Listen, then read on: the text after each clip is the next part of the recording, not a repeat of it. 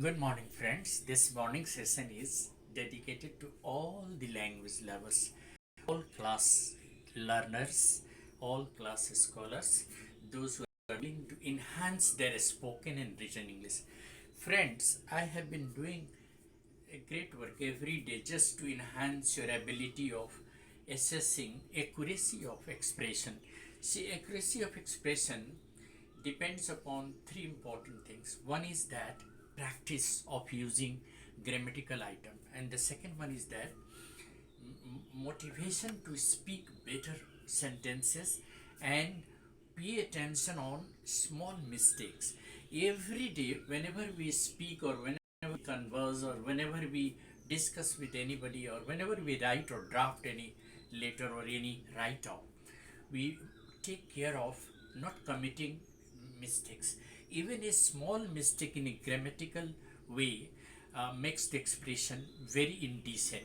So, the decency of language demands accuracy of grammatical use, particularly in day to day spoken and written English. So, now today we are discussing some of the typical adverbs and their uses. Now, look at that. Sometimes the people do not use the adverb in a correct manner. Suppose you want to use I mean adverb of manner like peacefully. Somebody says he wants to live in peacefully. No preposition should be used with adverb of manner. You just say he wants to live peacefully. In is preposition which is not required at all. So don't say, never say in a spoken English that he wants to live in peacefully. Always say he wants to live peacefully. That is the correct answer. Similarly, while making negative or using not or never or always, use infinitive after not. Just not plus 2 plus v1. Like, he requested me not to go there. She requested her not to go out at that time. The teacher requested the students not to be in chaos. The police requested the people not to crowd because COVID is there. The administration asked the people to follow COVID appropriate behavior and not to violate COVID appropriate behavior. So not to, never to, never to do anything that hurts anybody. Always believe in doing what you like. So like that, you never use infinitive, not, never, and just use after that. After not, use to. Like he asked me not to go there.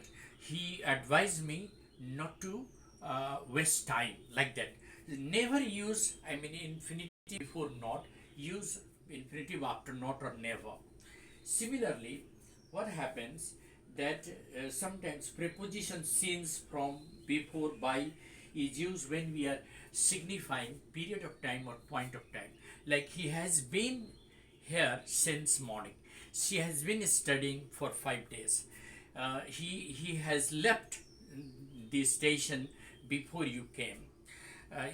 He will be arriving by the next week. So there is nothing wrong in using since for. Since and for are used in present perfect tense. Whenever you are conversing, you can ask questions. Since when have you been here? The answer will be, somebody will say, I have been here for an hour. Somebody will ask, since when have you worked in this factory? Well, I have worked in this factory since 1995, like that. So you are using since and for while referring to point of time or period of time. There is nothing wrong in, like, by the next week he will be arriving here, she will be going there by the next week. So there is nothing wrong in using by, since, for when you are referring to point of time or a fixed time. Similarly, suddenly is used in the sense of abruptly. Like he has been, say he came here suddenly. He met his friend on the station, suddenly. I suddenly realized what I have to do. It all happened so suddenly. See how beautiful these sentences are.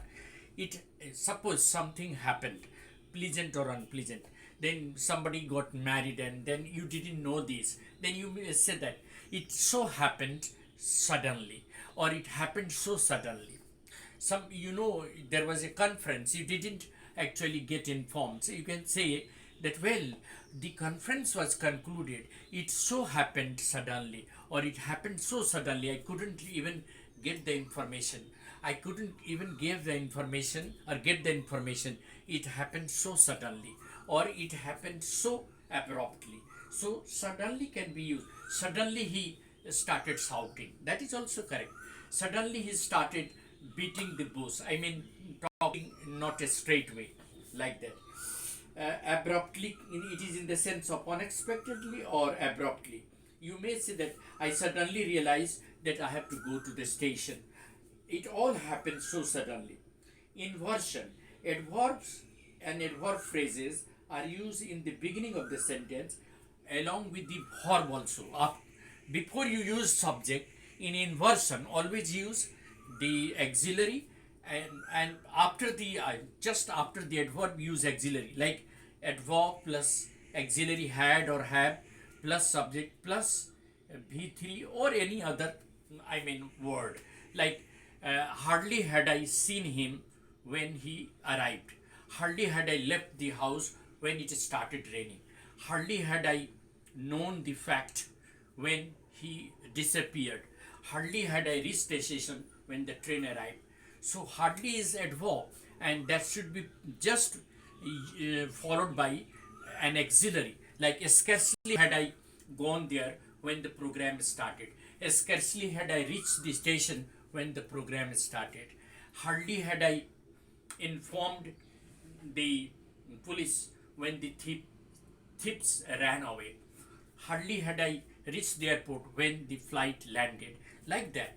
So you can use these beautiful adverbs in a nice manner. Always use scarcely, hardly in the beginning, and then auxiliary, then subject, and then any other verb or adverb or adjective, whatever you write. Like you can say, hardly had I reached the station when the train arrived.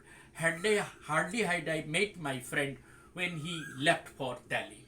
Hardly had I discussed the matter when the discussion came to an end. Hardly had I switched on the television when the light went off. Hardly had I reached the school when the assembly began. So these are the beautiful conversations that you can use in day-to-day English, because they will beautify your expressional ability and they will add to your knowledge of grammar. Thank you. Have a nice day.